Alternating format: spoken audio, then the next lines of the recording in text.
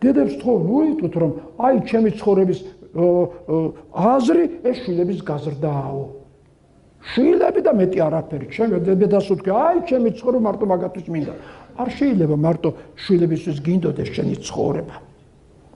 შვილების გაზრდა ცხოვრების აზრი კი არ არის. მიზანია. აი გაიზრდება ეს გოგო 23 წელი გახდება, განაასე და უჯდება კალთაში, მერეც. და განა ყველაფერი დედას აკითხავს? არა. წავა და თავის ცხოვრების მოგვარებას დაიწყებს ისე როგორც მას სჭირდება რომ მოგვაროს ცხოვრება.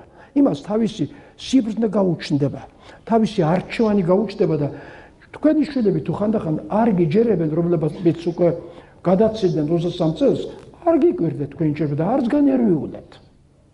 არა, იმიტომ რომ ისინი სხვა სამყაროში გადიან, სხვა სულიერ სამყაროში გავიდნენ და თავიანთი აზრი გაეღვიძათ იქ. თავიანთი გემოვნება, თავიანთი მცირე გამოცდილება ამას და ისიც თუ რისთვის მოვიდნენ აქ, ესაც ნელ-ნელა ეღურებათ უკვე, ეხსნებათ. ამიტომ შეიძლება არ დაგვიჯერონ ჩვენ. რა ხელები გავშალოთ, ვინერვიულოთ, რატომ ჩემი შვილი ასე და რატომ ისი არა და რატომ? არა. იმან გაიაროს თავისი გზა. ვურჩევ, მაგრამ არ დავაძალებ. შევეშველები, მაგრამ არ დავაძალებ. თუ უნდა მიიღოს, თუ არ უნდა, ნუ მიიღებს.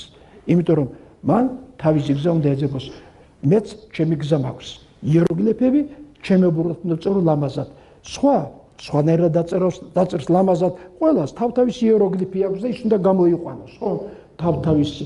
ამრიგად ჩვენი მიზანი უпростоრად აზრი ცხოვრებისა რა არის? სულს გაუფრთხილდეთ.